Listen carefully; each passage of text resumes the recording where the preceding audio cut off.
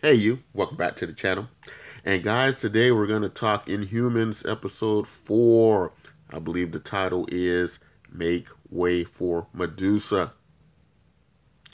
And guys, uh, as we get into episode 4, we're about halfway through the series now.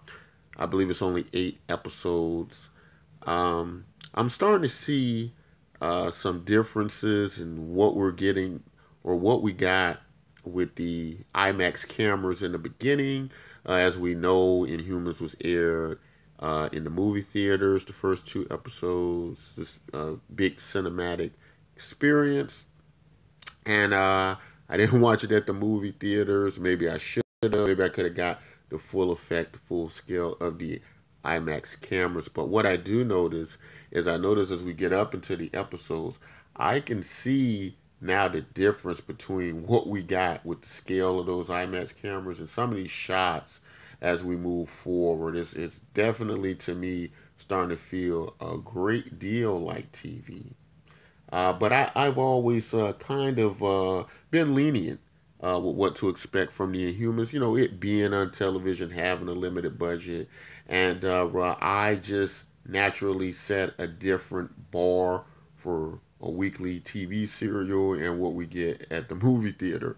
But I can say that I've continued to be entertained by Inhumans is still holding my attention. You know, is it a great Marvel TV show? Is it one of these great ones? Is it on the scale of like what we get with the Netflix Marvel shows? No, absolutely not. But I think Inhumans does a good job as a TV superhero show. On the scale of what we get with CW shows. Some people may disagree with that, but I think it's pretty darn close, and especially for ABC. I don't ever think ABC's been the best. Has handled Marvel shows that great. I was never really a fan of Marvel's Agents of Shield.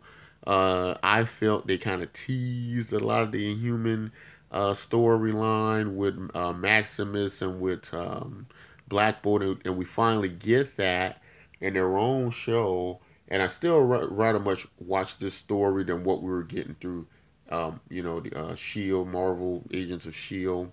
So I still much prefer this to it.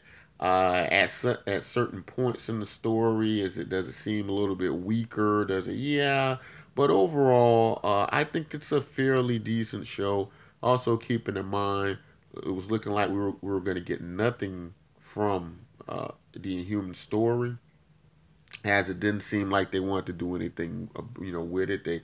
They have so many other movies on the MCEU lined up, and so somehow Inhumans didn't make it in there. So my assumption is it didn't make it in there because they just didn't feel it was uh, as important as these other stories. Maybe not as popular, although I've always liked the Inhuman story. So that's what we got, guys. But anyway, we're still moving on. The Inhumans family, throughout this episode, they're trying to basically reunite, right? And Maximus is still trying to solidify his place there as king, lead the Inhumans to Earth, and Maximus kind of hits a roadblock we got to see because this is what I like of what they've done with the show, how they kind of got Maximus pulling all the strings. Um, you know, or has always been doing that kind of from the moon on Earth. Because I would have expected, a group with advanced technology who are smarter than humans to be somewhat manipulating humans, especially if you got factions that were against Black Bolt's reign. So I like how they got Maximus kind of the head of everything, and you don't know who pretty much everything that's happening on Earth Maximus is kind of pulling the strings there, but he runs into a monkey wrench, and that is, as we got to see, he couldn't kill Black Bolt because Black Bolt is offering now, or possibly may hold a key to getting Maximus to being an Inhuman what he was before. Maximus does not want to be human, and some type of way the Terrigenesis process converted him to a human being. So now he's mortal. He can die quickly and is vulnerable like a human, nothing more than a human. And so kind of needs Maximus alive, as he, as we got to see, kind of got this doctor kind of under his thumb that he's that he's pulling the strings on, and as they as they were doing research with Maximus and various things, or rather Black Bolt, Maximus trying to unlock those keys. We also got this interesting story going on with Karnak. It looks pretty interesting as Karnak, he's pretty much given up on, reuniting with his family. He's found something else to occupy his attention, but it doesn't seem to be going very well. There's this weird thing going on with the kind of the head of this little group or gang that looks like they're harvesting these illegal drugs out in the jungle rather, and he it says that he needs extra hands to keep this process going, and whereas he's in this argument with this one guy about it, they seem to I guess it ends well because we get to see him dead, and he was saying he only needed two other people. So I'm not understanding that process. Is he trying to keep it so hush hush that he literally only needs a couple of hands and he's willing to kill whoever the extra dead weight is? I'm assuming that must be what it is because he's buried one guy. It's almost like he's letting Karnak gonna replace him. So I guess he's not gonna be. I guess Karnak won't be able to leave now. So he has a very interesting operation going on there. I'm not quite sure why he would have needed those people anyway, but that's what we got with that. And, of course, we get Crystal and Lockjaw. Still not sure how I feel about Lockjaw. Lockjaw to me, I wish they, as I said earlier, I wish they would have done his story a bit different about his powers and not getting a whole lot of screen time with Lockjaw. I'm assuming because maybe the CGI budget. But he doesn't look bad as far as the CGI is concerned. I just don't like. In fact, I've had an issue with how they teleport from the moon to Earth.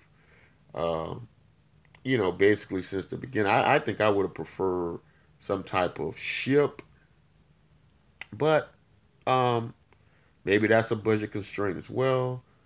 And I've had some ideas about how they could do that, but teleportation again is the cheapest way to go. Star Trek, there's a story about Star Trek, how a lot of teleportation got started in science fiction, and how it's been very convenient and very cost effective, for a lot of these shows. But I've been entertained by the Inhumans. There's only 4 more episodes, I think, remaining. A lot of people complaining about that. They say, "Oh, it's not enough." I think it's enough. Because I don't want Inhumans to. I'm entertained enough so far.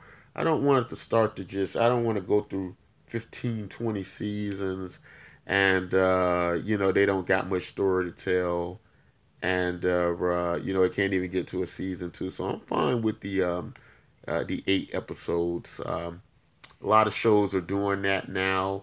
I would much rather 8 episodes of the best quality you can deliver than 20 episodes of me watching the time and going, well, I don't think I'm going to be back next week, or I may skip a week or so. And so we also get Black Bolt. He does escape from this doctor in this facility, and Medusa finds him with the help of the same doctor who we got in the beginning, who sent the Land Rover to the moon, and Gorgon stomped it with his hooves, and they keep talking about that. So she's a interesting kind of comical relief inclusion in the story. Not sure how I feel about that either. You know, that kind of puts a little wackiness on it to me. I feel Lockjaw, he's kind of already that element. So, you know, but all in all, guys, I'm entertained. Entertained by the show. Uh, Maybe in the next episode, we'll finally get to see all the Inhumans reunite, as we have gotten Black Bolt and we've gotten Medusa now together, King and Queen. And, you know, perhaps now Black Bolt, now that he has Medusa back, he can focus a lot more, try to get to the other members. Crystal's out in the country somewhere making friends. Uh, Gorgon still dealing with, you know, fighting this war as he's being hunted, and you know, dealing with losing some newfound troops under his command. And of course, again, we had Karnak having his romance or his romantic interest, and I thought that was very interesting for Karnak. I think when he does come to, I'm interested in seeing how he reacts to, you know, possibly leaving behind his love interest and going to serve the interests of his family. Anyway, guys, that's my thoughts on this episode of Inhumans this week. Tell me what you think. Tell me, are you starting to like Inhumans now a little bit, or if you're still kind of on the fence about it, or if it's just, you know, okay show, which I think it is for me. I like the fact I'm still entertained by it, though. To me, that's a telltale sign, or whether it's a bad show or not. Guys, if you like content like this, don't forget to like and subscribe. And until next time, take care.